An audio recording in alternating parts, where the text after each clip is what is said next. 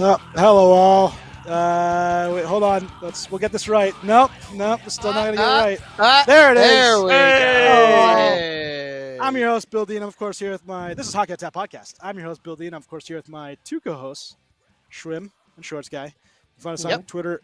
Brought to you by Primetime Radio, cursive Sam Wu, that jerk. You can find us on Twitter, Instagram, Facebook, YouTube, Apple Podcast, Spotify, and iHeartRadio. Leave us a 5-star review if you'd be ever so kind. Gentlemen, what are we drinking? All right. Schwim, you're up first because you're next to him. Yep, you're next to him. Okay. I am drinking a collaboration between Fat Orange Cat and Sky Gazer called Walk on Water. I think I've had this. It's a sour ale with blood orange, tangerine, tangelo puree, and marshmallow. So I'm very, very fruited over here. I see that. All right. So this is going to be interesting. I bought this a while ago. No idea how it's going to be. But I am drinking a Mudhead Nummy Pumpkin because my canned beer selection right now for what I want tonight. I froze already. We're going to see how this is after a couple months. So we'll see. Go get him, James Dolan. Keep going after Shorts Guy, James Dolan. I appreciate it.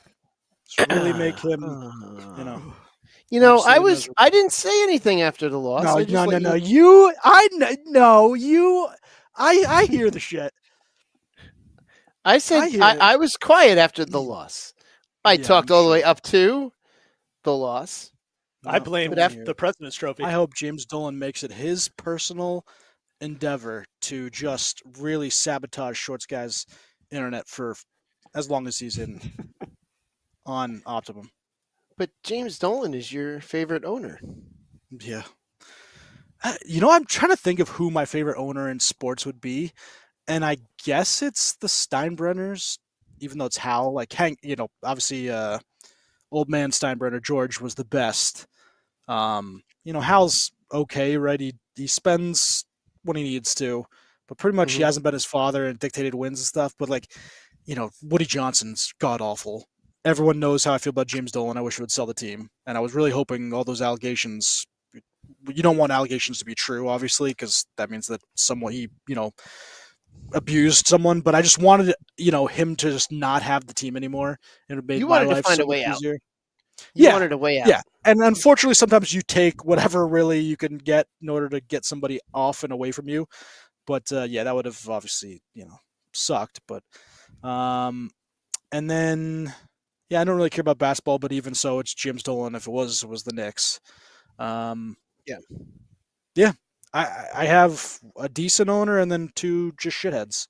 So, yeah, good for me. I mean, let's not pretend like The Rock has a better owner. Oh, no, I was just going to say I'm completely right there with you because I hate our ownership. The ownership group sucks. They're Philly-based, first of all. That's a real shitty thing. Second of all, they suck.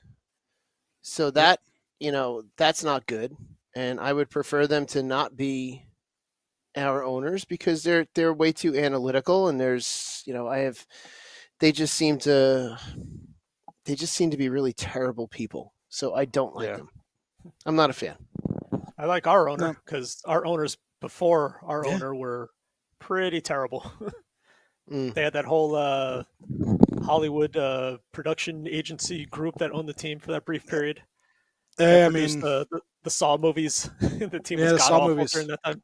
Oh yeah. So now Jeff Vinnick took over, and ever since he took over, the team's been much more stable and improved. So I'm happy with our owner. Much more gooder and cromulent. Yeah, cromulent. Shorts Guy, did you tell your beer? Because I don't think we got. Yeah. Mudhead Nummy Pumpkin. Actually, it holds up pretty well.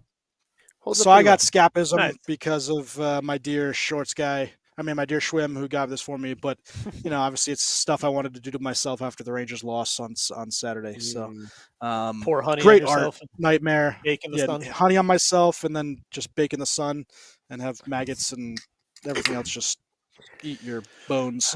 It's a little quiet around here. A little too quiet. A little too quiet. All right, so let's get. I think that's the only thing I said.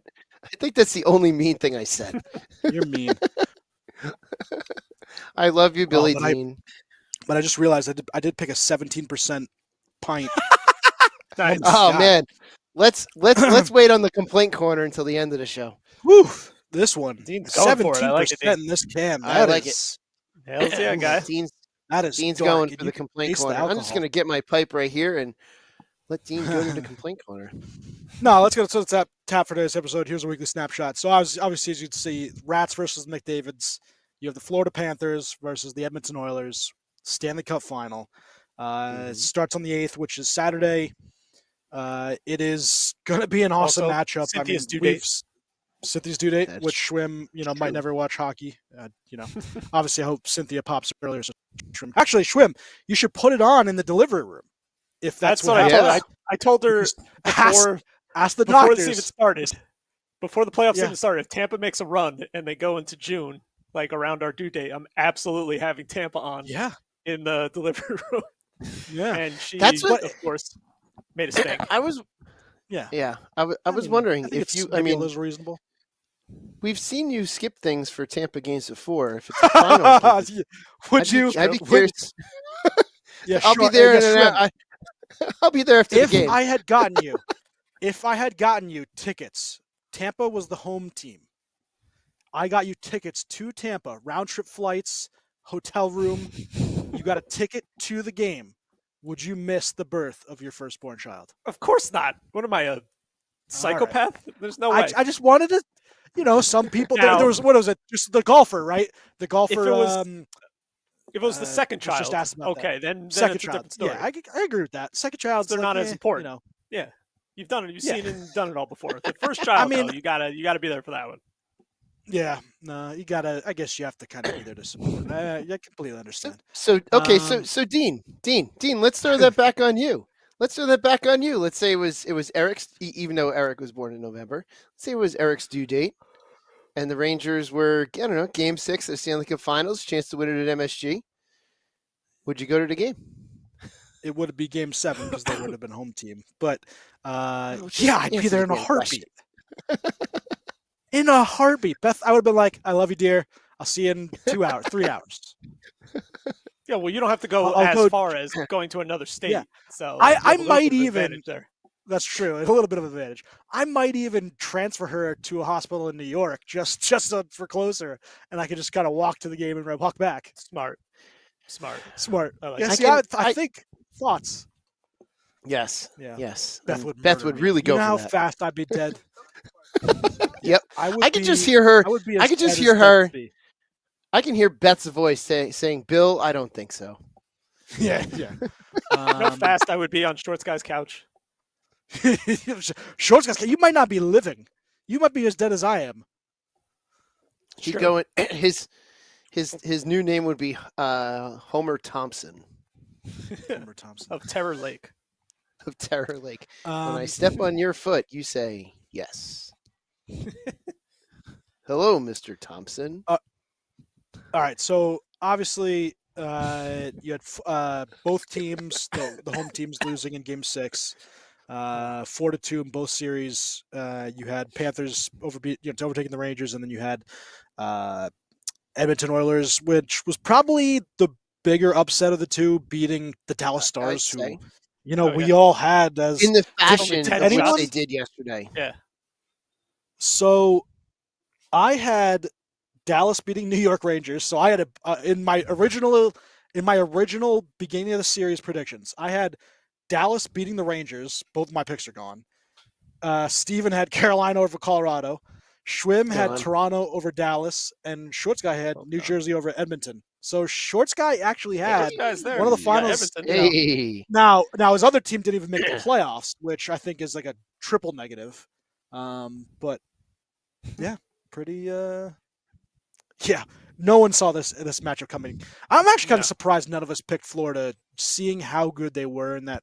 Obviously, the series last year, I think they deserved a little more credit, and we didn't really see this happening. But, we talk about Florida, and they defeat the Lightning with Andrei Vasilevsky. They defeat the Bruins with Jeremy Swayman, and they beat the Rangers with Igor Shesterkin. And that gauntlet of goalies is ridiculous. And now they're going to scare across the ice and see Stuart Skinner in net. And they're not going to know what to do. Yeah, I think that this actually is a bad thing. They are. It's so like we have. He's going to get in their head so bad. He might. Oh yeah. He might. But listen, confidence rating has to be high.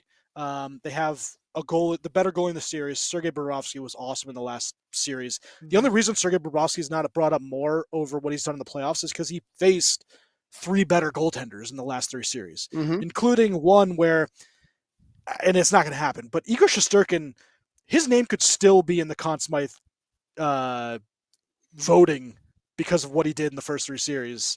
I know it's not going to happen, but I'm just saying he's still, his importance to what happened is second to none. But Bob has been rock solid. He's got 2 shutouts in the last series, a 12-5 record, a 908 save, a 2.2 goals against average. He is, been their backbone and has done really well for them. But Florida, just in general, right? Total package. Sasha Barkov was awesome. Matthew Tkachuk had a good series. Reinhart and Sam Bennett was lethal. He had 4 goals in the Eastern Conference Final. But then you go on defense and Montour and Ekblad. But the guy that I think is so far, from me, their Conn Smythe winner is Gustav Forsling. And I think he's the best kept secret. And he might not be a secret because I think a lot of really good hockey fans know Gustav Forsling. But he's the most underrated player in the NHL right now. He is not just defensively, because I think he's the best defensive defenseman, but his offense this postseason and really this season in general has come out of nowhere. Maybe it hasn't come out of nowhere, but it's just been so good.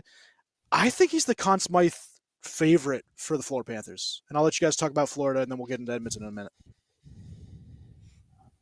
Go ahead, Shorts. Yeah, Forsling's probably the Conn Smythe favorite. I think you make an argument for Bennett as well. I think Bennett's played very good throughout this series, and he hasn't played in every game, but he's got 9 goals, I think.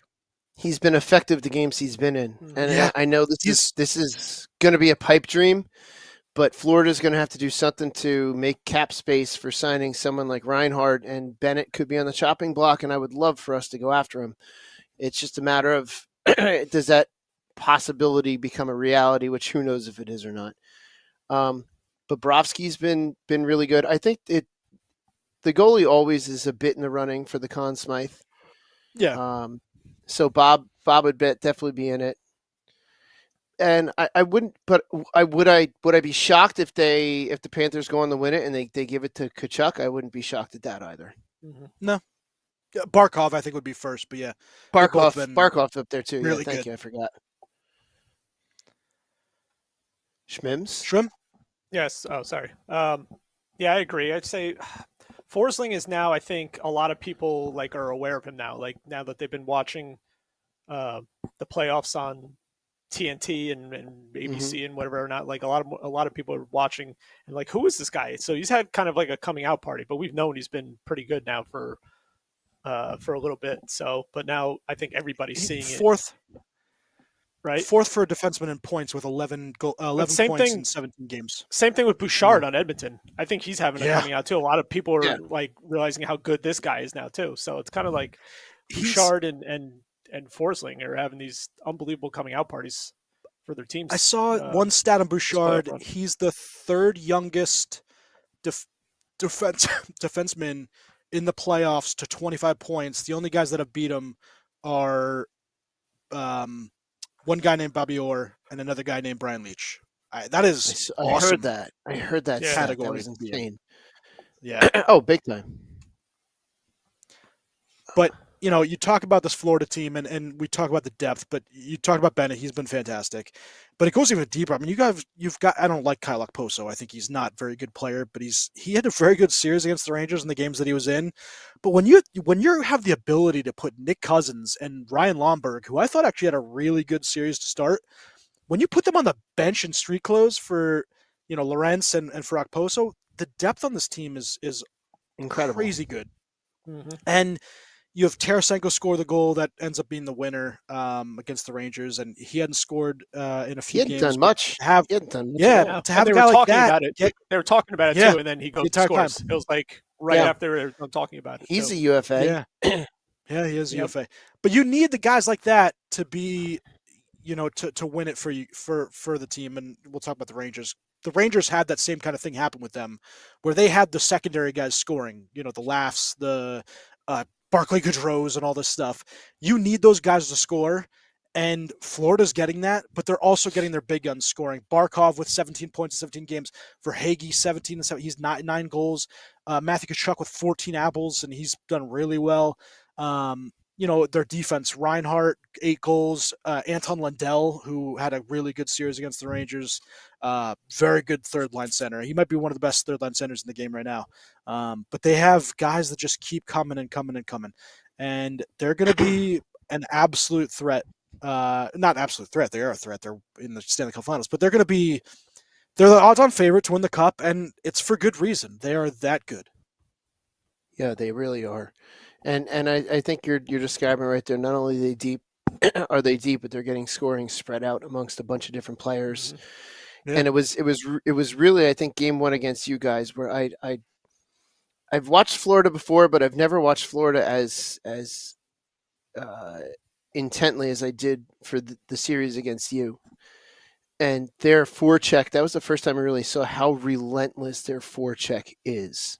And we talked about it last night on Let's Go Devils. Like it's so relentless, and you have to be in such good physical shape to do it, and you have to buy in. And they all have bought in with Paul Maurice. But if you look, unfortunately, if you look at their roster on Cap Friendly, there's a lot of red UFAs this year and a couple next year. So yeah, I was just looking at this. So they're going to have 20 million. I mean, we're going to talk about this more in the off season too. But so they have Barkov signed long-term $10 million for the next 6 years. Same thing, Matthew Tkachuk, $9.5 for the next 10 years. You have guys like Evan Rodriguez and Eetu Luostarinen, both $3 million for the next 3 years. Bennett's got 1 year left. Verhaeghe's got 1 year left. Anton Lundell's an RFA, but he's probably going to get a 2-year bridge deal. But you're losing Nick Cousins, Lomberg, Lorentz, Okposo. Reinhart is going to get. He's going to get paid. He's probably going to get. With Florida, he could probably be in that 8 to 9 region. I don't think he's going to make more than Tkachuk or Barkov, but that's because Florida no taxes. But but he's going to get the Florida no tax, which is going to that $8 million will be like, or that 8.5 will be like 12 or 11 somewhere else. Then if they go after him, they try to sign him to a big contract. They're going to have trouble trying to sign Verhaeghe. And I think if you're going between those two guys, I think you'd rather take Verhaeghe than Reinhart at this point. They're both 28. I like Carter Verhaeghe a lot. I don't know. I mean, I just think that Sam Reinhart, right? 57 goals. That's not sustainable, right? So you got to bank on production. Tarasenko's gone. Probably in the on 40s. Defense. Yeah. On defense, Aaron Ekblad's got 7.5 for 1 more year, but his cap will come down to like the 5 range because he's just not that type of defenseman anymore. They got Mikkola, Forsling, and Bjornfot on some contracts here, but you're going to lose Ekman Larsson, which Ekman Larsson's getting all this hype about, look at him, he's coming back and all this stuff. The guy gave up in Vancouver and Arizona, so I don't want to hear about how he's, this great, story of him coming back after, being in crap teams. You gave up on 2 teams, so him I don't have any love for. But they're also going to lose Kulikov and Brandon Montour's also UFA. Yeah, what's wild is we're talking about Forsling, and what he's doing. Waiver claim. It's incredible. Yeah, it's seeing that waiver claim. Two teams, hell. Carolina, and what was the other team? It was Carolina, and I feel like, man, why did I? Just blanking. It was Carolina and someone else, and I'm trying to remember who it was. But yeah, Carolina gave up on him. I think they put him on waivers 3 different times. Carolina's got to be shooting themselves because he'd look great on that top pair with Slavin. So, I mean, this team's ridiculously deep, and it's a team that I think Edmonton has the hands full. Let's talk about Edmonton. a team, like I said, it was the shock. Not really a shock because any team, top Final Four teams could win a Stanley Cup. But when you looked at this Dallas Stars team, it reminds you of Florida, right? You have a goaltender that's top notch. You have defensemen out the yin yang, and the forwards. Just the depth. When you get a fourth line of Sam Steele and Joe Pavelski in Game 6 was on your fourth line, and some of the other guys, you just feel like that's enough to get you through to a cup final. And Edmonton played a completely different series this series than I think they had in the past. I know their big guys are still scoring. Connor McDavid in this series had, I think it was 6 or 7 points. Draisaitl had the same thing, but they played more defensive oriented. You had Stuart Skinner play rock solid after getting pulled in that series against Vancouver.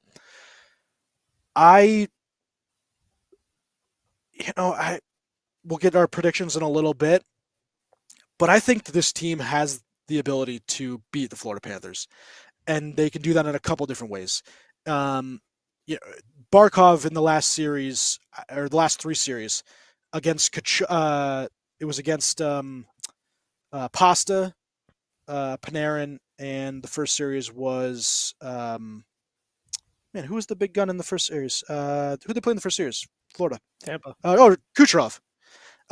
They had 0 goals in 3 series against Barkov. And you worry that Barkov can do that same thing against Connor McDavid, but he's a completely different animal. Connor McDavid is, it can do anything to anybody. And I actually think it's probably beneficial for Florida not to put him on Barkov or on Connor McDavid. I think that you separate him and try to get him going against, a Draisaitl or whatever.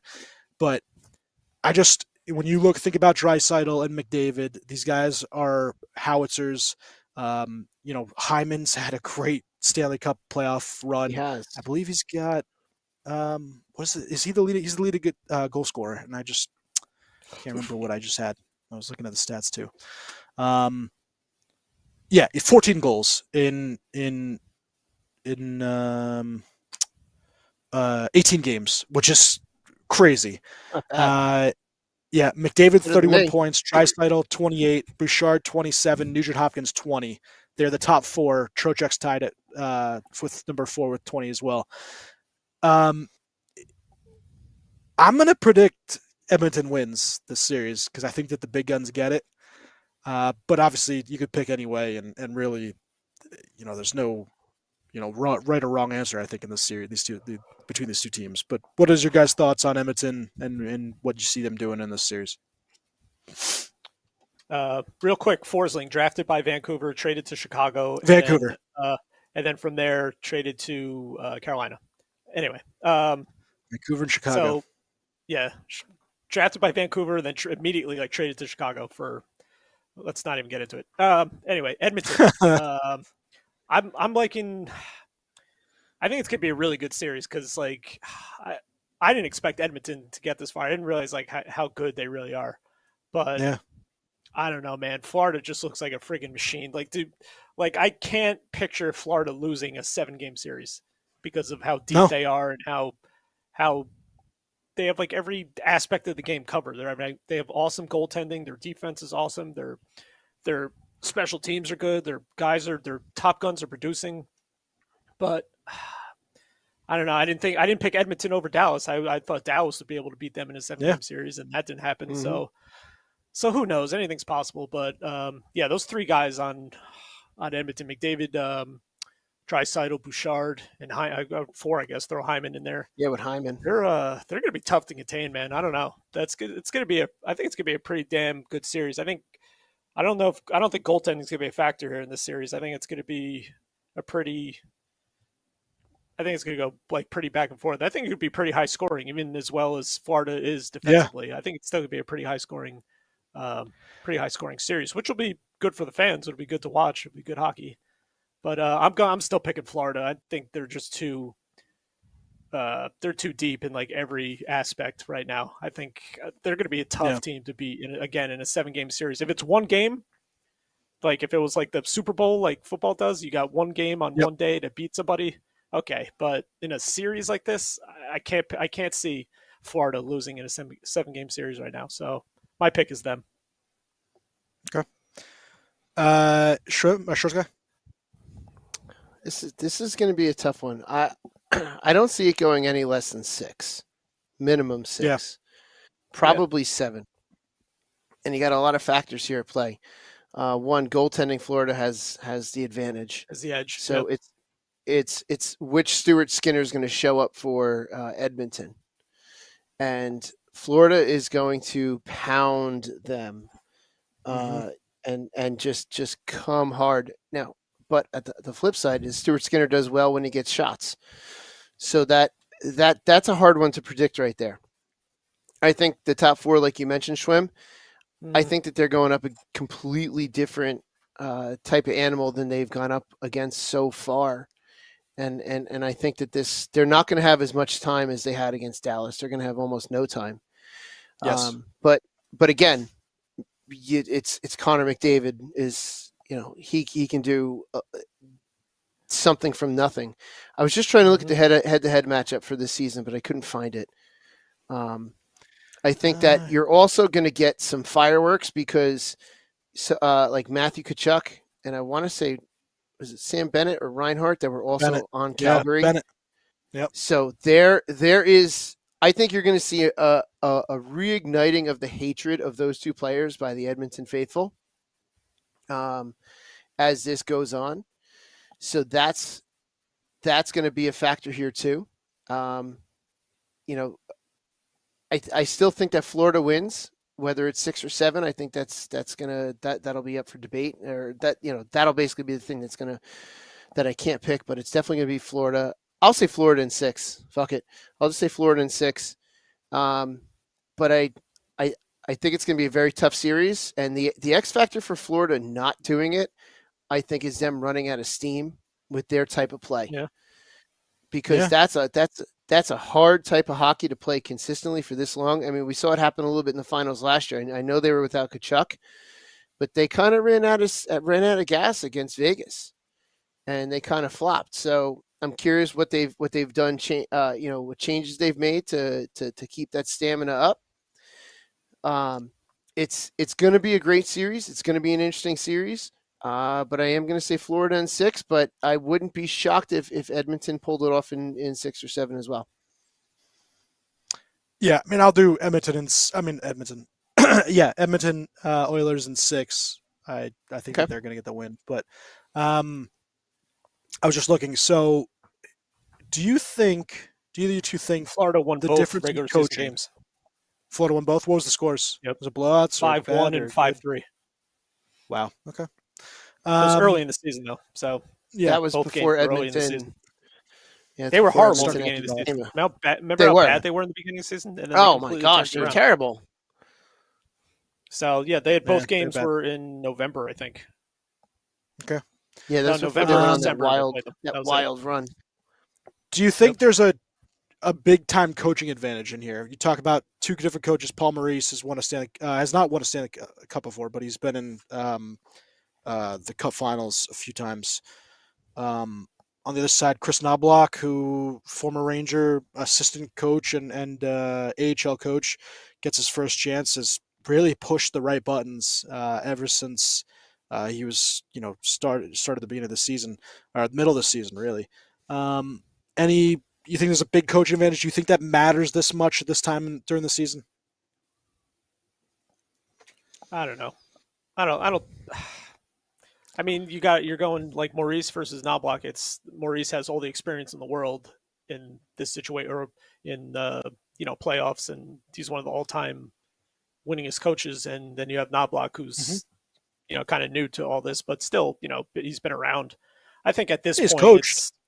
Yeah, that's what I'm saying. So I think at this point, I don't know. I guess you want to say Maurice has an advantage because of the experience he has, but I don't think it matters at this point. It's just one team versus another, and they're going to punch each other in the mouth in this series, and then I don't think the coaching is going to have like a big impact on it. I got to say though, I love Paul Maurice post games now.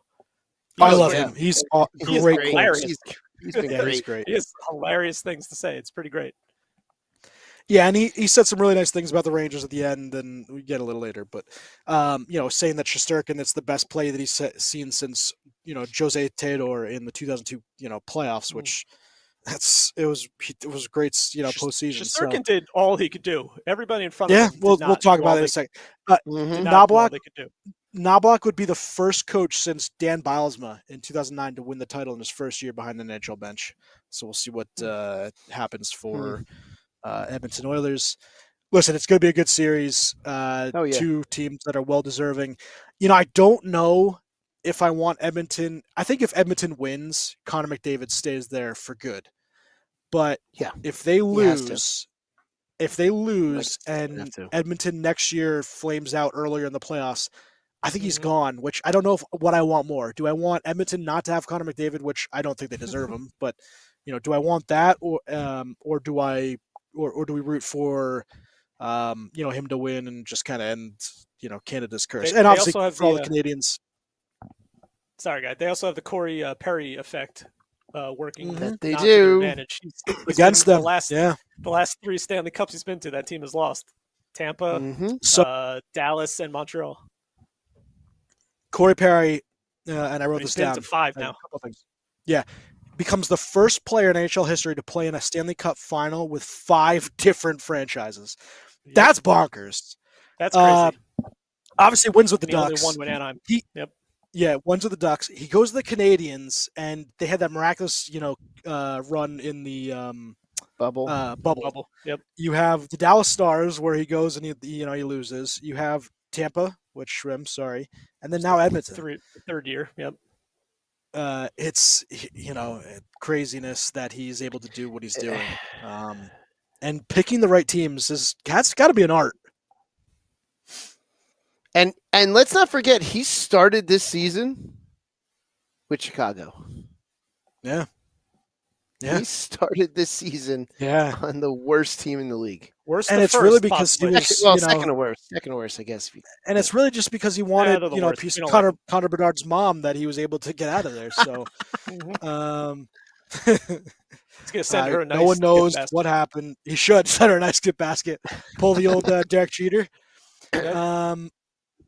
Yeah, that's great. But Paul, we talked about Paul Maurice, but his quotes at the end of some of these games have been absolutely fantastic. Him talking about with the fine for Jacob Trouba, where he's like, pass the hat around. Give everybody the hat, pass the hat around. Jake, you won't be able to eat. That's very, very good stuff. Right? Yeah. Fantastic. And then you obviously have, some coaching stuff going on. The GM, they actually might do a GM trade between Carolina and Columbus Blue Jackets, because Jarmo Kekalainen is one of the favorites for Carolina, and obviously you had what's his name, Waddell leave for Columbus. So that'd be pretty funny. So we'll do Dallas first, and then we'll do the Rangers. We'll leave that for last. Joe Pavelski. You saw him at the end of the game, and a lot of players were talking, obviously kind words, great words, but it kind of gave you the feeling like he's going to hang it up. Obviously Joe Pavelski, I think he's not a surefire Hall of Famer, but he's one of those guys. His name will be in the conversation. But what he's done throughout his career has been amazing, and he's a guy that when you think about net front and the ability to tip goals in, him and Chris Kreider are the two that I think of immediately. Just their presence in that office, and the ability to just make things happen from errant shots or just everything, passes, everything, and so on and so forth. But what's your guys' thoughts on Dallas? Obviously, a team that I think they would also agree that it was a letdown. It was a missed opportunity. I mean, one of our dear friends, Dan, Steve's brother, big time Dallas fans, and I'm sure he's heard just as much as I am from a Rangers perspective. This team's got a lot of guys still under contract. You got Sagan and Ben, and Rupe is long term. Jason Robertson's got 2 years left. Marchment, Fox, Dadonov, White. I think he's going to skyrocket Marchment, and that's only going to help them. Yeah, I mean, he's got 2 years left, so that is good.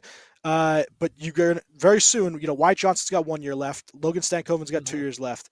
Oh, that's what I meant. I meant Johnston, not Marchment. Yeah, Johnston. No, I get you. Sam Steele's got an RFA status, so he'll probably be re-signed. But Duchesne, Pavelski are both UFAs, and they are looking to maybe re-sign Duchesne. They only have, 15 million, so it's not terrible. But they're also looking to re-sign a bunch of defensemen. Thomas Harley's an RFA. Niels Lundqvist is an RFA. Yanni Hakanpää, UFA, but he's been hurt, so they might not re-sign him. Chris Tanev's a UFA. He's going to require some big money. Obviously, Miro's signed for a long term. And then in the net, you have Ottinger, who is a 1 year left, $4 million on 1 year remaining. Wedgwood's a UFA as well. But, what's your thoughts on Dallas? What do you think they do, as we go into this offseason? And your thoughts on Pavelski, obviously.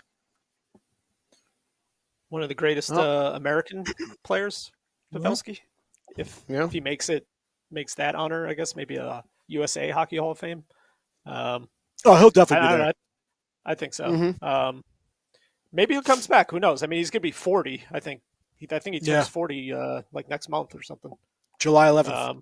There you go. So who knows? Maybe he comes back. Maybe if he doesn't, tries to go. I think he'd want to stick with Dallas. I think he gives them a pretty good shot to possibly get there. That team is pretty solid, and I think they're only going to get better. Also, though, I think they might make some small changes in the offseason. I don't think they're going to blow this thing up. They got pretty far, and they're a pretty damn good team. So I think they just have to make like little, maybe like little improvements here and there.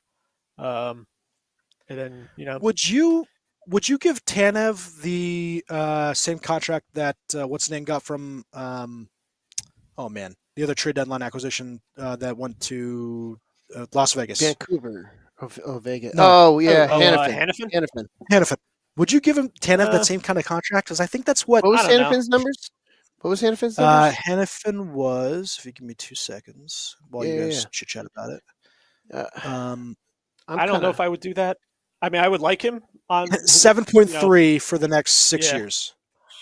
I don't know, and you got to pay Ottinger coming up in a couple of years. Yeah, so, Otter's 1 year. If you can get Tanev maybe a little bit under that, he's a really, really good defenseman, and you need defensemen like him on your team. He's a shot blocker. Yeah. He can box guys out of the front of the net. He can. Listen, he's 34, so he's. Yeah, so he's a little bit up there, right? Yeah, he's not going to get the term, but he might require that price tag, like 7.3 for 4 years. I don't know. At 34, I'd be more comfortable with maybe a 3-year deal. If I wouldn't go more than 3. I would love to see him come to the Devils for a little bit. He stays there though. Everyone you want to see on the Devils. I want to see everyone on the Rangers too. Of course. But on my team. Who would you? There's a better one. Who would you rather sign, Duchesne or Tanev? You have Heiskanen, Lindell, Ryan Suter, all set next year. You're going to give a 2-year deal. I'm not crazy about him. You're going to give a bridge contract for Harley, but is Tanev, your fifth? He's not your fifth defenseman because I think Sutter you'd slide down, but is he? Is he more valuable than a Matt Duchesne, who had a really good year for you? He had a good year. If this was last year or whatever year before he was kind of down, I would say 33. Tanev 33. Wouldn't even think about it. But he had a pretty good bounce back year. He was good. Duchesne, Can he do that again? That's what I'm saying. Is he gonna? Can he keep that up? Can he stay consistent like that? I don't know. But I think Chris Tanev's game is pretty consistent, and you can never have enough, steady stay-at-home defensemen. I think they're pretty rare in this game now. You need guys like that. So I don't know. I would lean towards Tanev, but I don't know. It's a tough one. I would go. Nah, I would pick Tanev. I would take Tanev over Duchesne at this point. Okay. Yeah, I think Shorts. Tanev. Your thoughts on Dallas? I think there's got to be something wrong with Ottinger for him to play like he did towards the end. Yeah, he didn't have a great series. He did not have a great series, and I think it was 2-0 on 4 shots on goal last night to begin the game, which that doesn't sound like an 10 Ottinger. shots total. Yeah, 10 shots total, which is the lowest in a clinching game. Wow. Yeah, right. Yeah. I just he just didn't look. He just wasn't playing well, and I didn't see. I only saw McDavid's goal. I didn't see the other goal. but McDavid's goal was pretty freaking sick. The other goal was Zach Hyman from the high slot on just a straight up shot on a power play too. Power play. Well. Yeah, so Edmonton's 10 shots were fewest in a conference finals clincher. The previous was 17 by the Bruins knocking out Washington. The worst shot differential by a winning team in conference finals clincher, minus 25, 35 to 10 shots. The previous was minus 23 when Nashville outshot Anaheim 41 to 18 in the 2017 West Final where the Predators won 6-3. That is crazy. And then all the tweets are below that are like Florida easily sweeping, Florida sweep, The Florida game was sweep. over. The game was over before they had 5 shots. It was 2-0 on 4 shots, so the game was over. So I feel like that there was something wrong with Ottinger. So Ottinger's going to need to have a bounce back for next season because there were times even through the whole run to the Western Finals that Ottinger just didn't look very great. Yeah. I think he could have looked better. So it's a tough one for Dallas. I mean, they had I want to say they had the majority of people picking them, and they just couldn't do it. Yeah.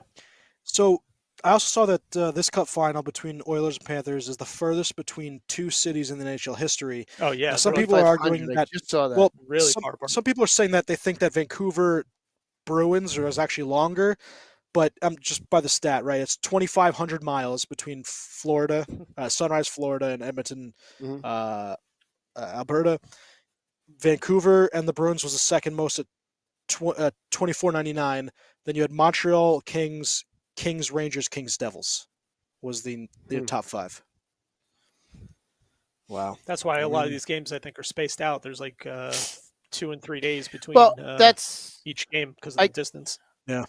And I heard an interview on that last week, and I guess that's what they were wanting anyway for travel days. That space. Yeah.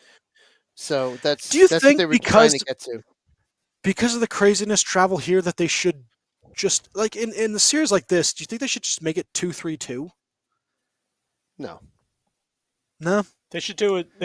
They should do it where they pick a venue like the Super Bowl does, and they play a 7-game series in that venue. No. In that venue? I like that. I mean, that's not bad. No. I Sphere. Put a rink in the Sphere and have them play there for 7 games. Great. That would be pretty funny. So James Dolan can make more money? Yeah, true. Ugh. I do like Dolan's just pick a venue. Or to really, you could do this. You could do it one game in different stadiums around the country. And then just rotate that through so like you could do one game in Edmonton or one game in Jersey, one game in Nashville, one game in Chicago, one game, and just go all over the place. So you bring the Stanley Cup everywhere. No. You'd get a lot of eyes.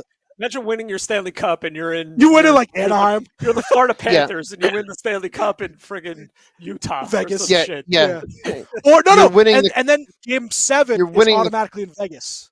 So if you bring it to 7, you get to travel. You go to Vegas and you have the immediate. No. Watch you win it in game 6 of the mullet. That'd be yeah. Oh man, with the mullet. Oh man. Yeah, not bad. All right. Anything else on Dallas? Nope. Who's left? I think they'll be just fine. All right. Last little bit of stuff we got going before we head out of here. We need sad music to be playing. Where's Sam? Yeah, where's the Hulk? Where's the Hulk piano music? I mean, listen, it is pretty sad. Saginaw, William, hold on, William. Team to hoist the Memorial Cup, and it was sad for the other team. I mean, they played so well. I actually don't even know who the other team is. I'm looking at stats and stuff. Did they play London or did they play? Yeah. Oh, it was London. London Knights. Good job. 4-3. Yep. It's the 5th U.S. winner in the 104-year history of the Memorial Cup. I just felt so bad for London Knights, and that's all we got. So guys, thank you very much. It's been a very good year. We really appreciate all the love and support. William, to speak about certain William, would you like to enter the complaint corner? Yeah. So here's my complaint. For all you loser Devil fans that all you want to do is troll the Rangers fans because they lost. I hate the fan that loves the Rangers, and this goes for Islanders fans too. So it's not just the Devils fans. I should say the loser Islander and Devils fans that just want to roast on the Rangers for losing and that care more about the Rangers losing than you do about your own team winning. get a life, get a hobby. You guys suck. Sam Wu does it, and I love Sam Wu, and he does it just a troll, and I understand that. But there's a couple other guys, and Vinny Parisi, I don't know him enough, but he's one of those. Like, how about you like your own team first before you hate on some other team? That's what I have more love for my team than I could really care about the Devils or Islanders. So that'll be my first choice. But you would hate to see any of those other two teams win. But see, the problem is that I've seen it, and it's. I haven't seen Islanders. They're a whole different pair. A whole different. And I think we can both agree. We hope. But I've seen the Devils, and so I have an appreciation for them when I was younger. Listen, they were a very good team. I mean, they the trap and all that bullshit and whatever, but they won 3 cups and they were very good, and I appreciate that and I can understand that. But for the idiots that just like everything is so anti-Rangers, and the Rangers are, and I say this to Sam Wu and I joke around with him, but for some of them are correct. Like, you guys just have the Rangers in your head so much. Just can you just enjoy your own team for once? Oh, I enjoy my own team, and I hate yours. Well, you're not. You I understand, but some of these other guys, just really, it's crazy. Yeah, but but in response to that, like we were talking about the other day, the majority of your fan base are the worst people in hockey. They're not the worst people in hockey. There's tons of horrible people in hockey. They are. Every fan base has their own bunch of jerks, and I don't like them, and I'm the one that would tell them to their face that they're morons. Devils fans, that's what dipshits. That's what Rangers a lot fans, of my Islanders, Tampa. I mean, look at Schwim. Because I know, look at me. I know, but Schwim's his own breed. I mean, as far as that, like I have best friends like you that are a Ranger fan, and I have family that like the Rangers. So it's like they're Ranger fans that I'll go back and forth with. But for the most part, a lot of the Ranger fans, which I've met out in the wild at games, have just been, for the most part, horrible individuals. They've just been annoying, horrible individuals. And it's not a good experience when the Devils play the Rangers. It's not. Yeah. So that's partially where a lot of mine comes from. But I don't want to steal your spotlight in the complaining corner. So continue to complain. I was actually at a Devils game wearing a Rangers jersey when I was a kid, and I went and got a puck from underneath this kid's seat because it went to it went right next to us. I got the puck. Mm-hmm. I was very happy. I was a young lad, about 7 or 8, and some jerk upper couple layers up just launched his milkshake at me. I was very upset. But see, you guys have loser fans too. So you guys. Oh no, I'm not denying that we don't. Steven was there. Steven and I both got into a fight at a Devils game. Yeah.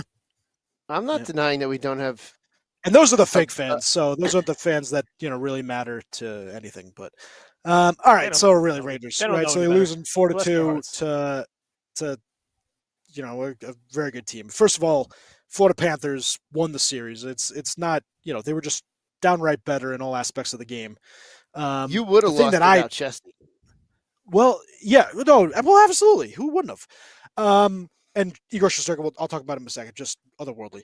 But this team was, other than game 1, each game was decided by a goal. And the entire season, the Rangers were built on power play and their top guys scoring. And Panarin, Kreider, and Zibanejad had 1 goal in the 6-game series versus Florida Panthers.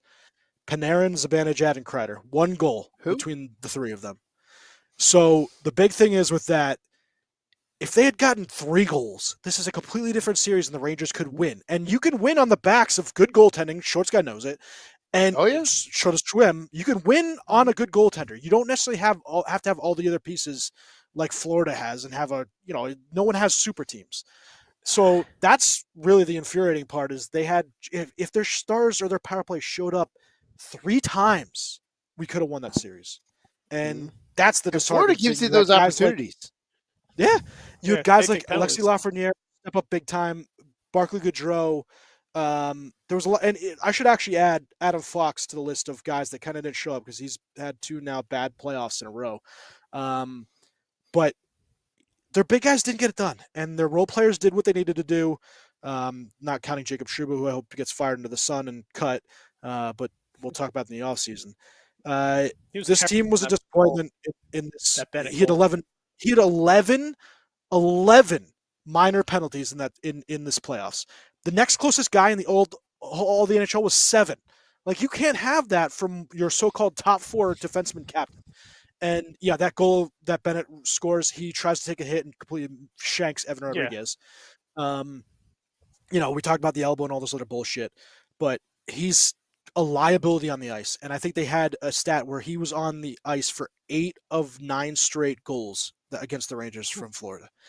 And this was who? Trouba. And it's so infuriating. And he's the guy I want most off this team. Him and Rempe. I said trade Rempe for a used Sam Bennett jock that you can give to Mika Zibanejad to use all next season, because these two, Rempe is obviously not a big fan, but Zibanejad just needs some kind of gumption because he was just terrible. And Panarin, maybe that's just what he is a 130-point player in the regular season, and then there's a no-show in the postseason. But they need to get something this offseason, a little more, not toughness, because I think toughness is stupid. They just need to get a Matthew Tkachuk, right? And I know the Devils podcast said Brady Tkachuk, and I was joking around with that with Brady coming to the Rangers, but that's honestly kind of what they need is a guy with gumption, a guy that has a little bit of snarl, but also super talented. And I don't know. I don't know what this team's going to do in the player for you, guy. If you say Corey Perry, I'm going to punch you in the nose. No, he's on Tampa though. And he can be easily traded to you. I am not taking Tanner Jeannot. He needs to go to Western Conference. And you're giving us 5 draft picks for him, okay? 5 draft picks. It's been a while.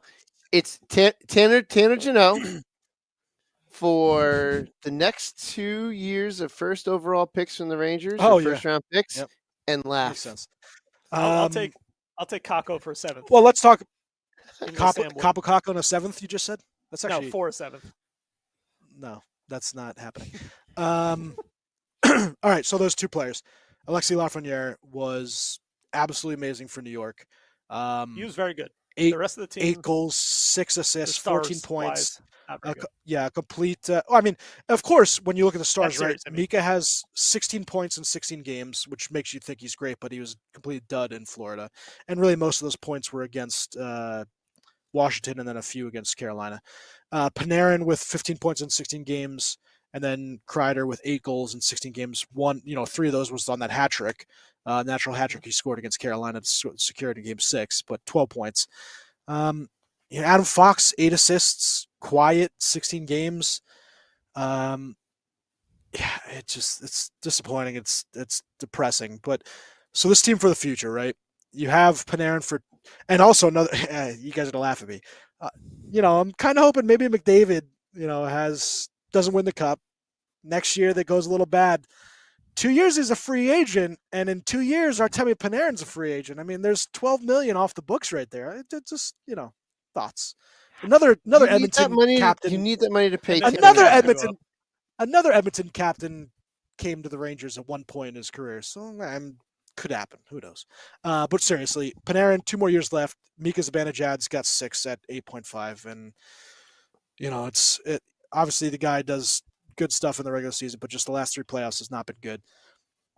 Kreider's got another 3 years left. Basically, the core of this team is still there, but they need to make some moves. And it's they're talking about buyouts for either Barclay or Trouba. Who are their UFAs? I actually think. What was that? Who are their UFAs? So UFAs. I'll just get to that segment, but I was going to say to that. I think Barclay is actually. And he's got 3 years left at 3.6. And that's not a great contract. I think you keep it. Well, I think he's actually built up some clout where you could trade someone like him, and you're not going to get a lot for him, but I think someone sees what he does in the postseason. And those there's guys that there's guys that get you to the postseason, but then there's guys that get you through the postseason. And Schwim knows all too well. Barclay Goodrow gets you through the postseason. He's that type of 16-game player.